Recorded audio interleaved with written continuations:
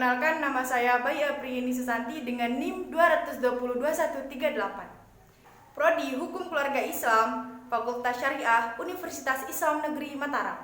Nah, di sini saya akan mereview buku dengan judul Pengantar Antropologi Hukum.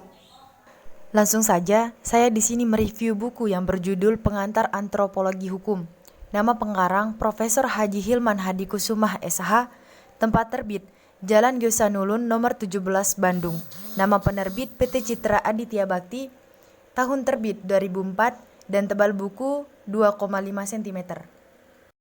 Buku ini berisikan tentang definisi antropologi hukum serta memaparkan tentang metode pendekatan yang digunakan dan konsep-konsep hukum masyarakat sederhana serta contoh kasus yang ada di dalam antropologi hukum.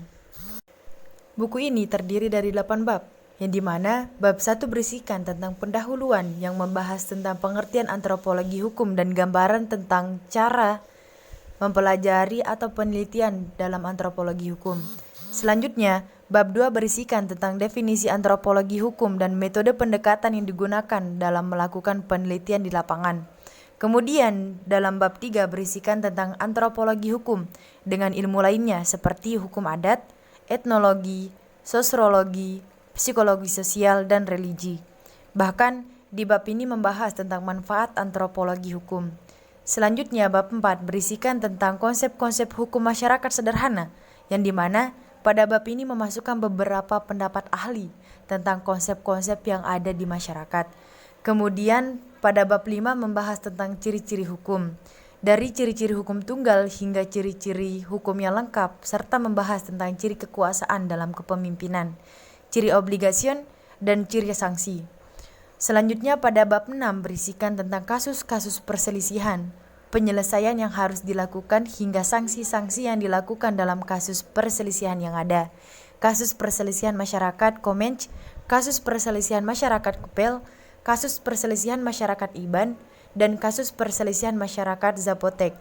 Kemudian pada bab 7 berisikan tentang antropologi hukum di Indonesia, yang dimana dalam ada beberapa bagian yang dibahas, yaitu seminar antropologi hukum, peserta seminar dan makalah antropologi hukum di Fakultas Hukum, seminar antropologi hukum lanjutan, dan rumusan pengajaran antropologi hukum.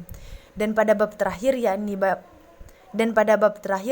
8 membahas tentang kasus-kasus perselisihan yang ada di Indonesia, yang berisikan tentang kasus sengketa di Sumatera Barat, kasus sengketa di Sumatera Selatan, kasus sengketa di Lampung, kasus sengketa di Jawa Tengah, kasus sengketa di Lombok, dan kasus sengketa di Irian Jaya.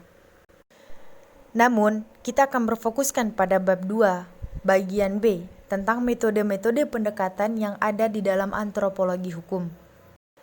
Hal yang pertama yang akan saya bahas di sini ialah metode historis, yang dimana cara pendekatan dengan metode historis yang dimaksud ialah mempelajari perilaku manusia dan budaya hukumnya dengan kacamata sejarah, di mana perkembangan manusia dan hukumnya itu berlaku secara evolusi, artinya berkembang dengan lambat dan berangsur-angsur, mulai dari kehidupan manusia yang masih sederhana, dari kelompok-kelompok keluarganya yang kecil-kecil berkembang menjadi kesatuan kerabat atau suku, kesatuan tetangga atau dusun, kemudian berangsur-angsur menjadi kesatuan masyarakat daerah atau desa, marga, daerah, dan akhirnya menjadi kesatuan masyarakat dengan sistem pemerintahan negara yang maju atau modern. Di dalam menggunakan metode pendekatan historis, harus diperhatikan bahwa kemampuan manusia menggunakan akal pikirannya untuk berperilaku budaya tidak sama. Ada manusia yang lebih, ada yang manusia yang sedang, dan ada manusia yang kurang kemampuannya untuk memecahkan suatu permasalahan yang dihadapi. Yang kedua, yang akan kita bahas yakni metode normatif eksploratif. Cara pendekatan dengan metode normatif eksploratif yang dimaksud ialah mempelajari manusia dan budaya hukumnya dengan bertitik tolak pada norma-norma atau kaidah-kaidah hukum yang sudah ada, baik dalam bentuk kelembagaan maupun dalam bentuk perilaku. Metode normatif eksploratif yang digunakan dalam antropologi hukum tidak semata-mata melihat masalahnya dari kacamata hukum. yang banyak terdapat dalam buku-buku perpustakaan, kitab-kitab hukum yang terkodifikasi, atau hukum adat yang berlaku tradisional. Tetapi yang penting adalah pada kenyataan yang berlaku di dalam masyarakat, guna menjajaki lebih jauh lagi dalam artian kecendekiawan atau intelektual dari segi filsafat dan ilmu jiwa yang melatar belakangi perilaku-perilaku manusianya. Jadi, penjajakan normatif itu sekedar anak-anak tangga tempat berpijak guna mencapai dan memahami sebab akibat perilaku hukum tersebut. Selanjutnya, metode yang ketiga yakni metode deskriptif perilaku. Pendekatan antropologi hukum dengan metode deskriptif perilaku ialah cara mempelajari perilaku manusia dan budaya hukumnya dengan melukiskan situasi hukum yang nyata. Cara ilmiah ini menyampingkan norma-norma hukum yang ideal yang diciptakan berlaku, tertulis atau tidak tertulis, sehingga ia merupakan kebalikan dari metode normatif eksploratif. Jadi, metode ini tidak bertitik tolak dari hukum yang eksplisit atau terang dan jelas aturannya, yang positif dinyatakan berlaku, tetapi yang diutamakannya adalah kenyataan-kenyataan hukum yang benar nampak dalam situasi hukum atau peristiwa hukumnya. Malinowski pada tahun 1884 sampai dengan 1942 yang hidup di masa sebelum Perang Dunia Kedua, dalam penelitiannya terhadap masyarakat Trobriand di Kepulauan Solomon, Papua Nugini, menyatakan bahwa perlu menjadi perhatian bukanlah melakukan studi bagaimana hidup manusia itu tunduk kepada aturan-aturan hukum.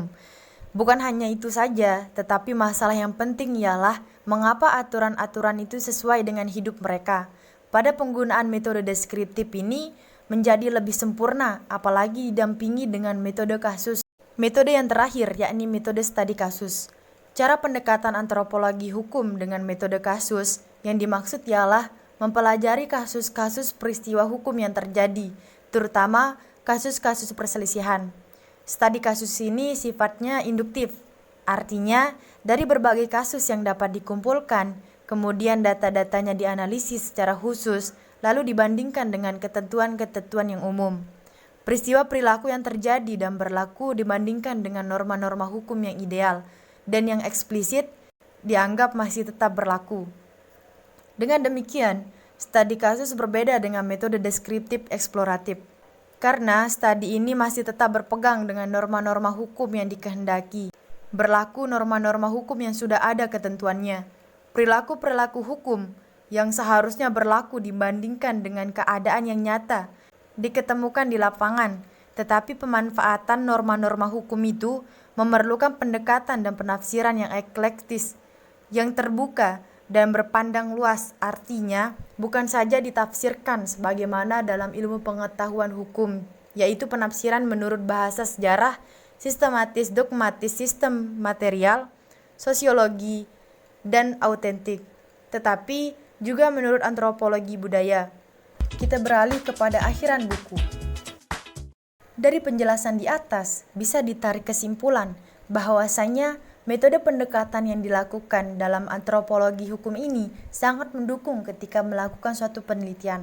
Contohnya, dalam metode historis, yang dimana dalam metode historis ini kita dapat melakukan suatu penelitian dengan menggunakan pendekatan sejarah yang dilakukan dengan cara menggali lebih dalam apa saja yang ada di dalam suatu masyarakat tersebut.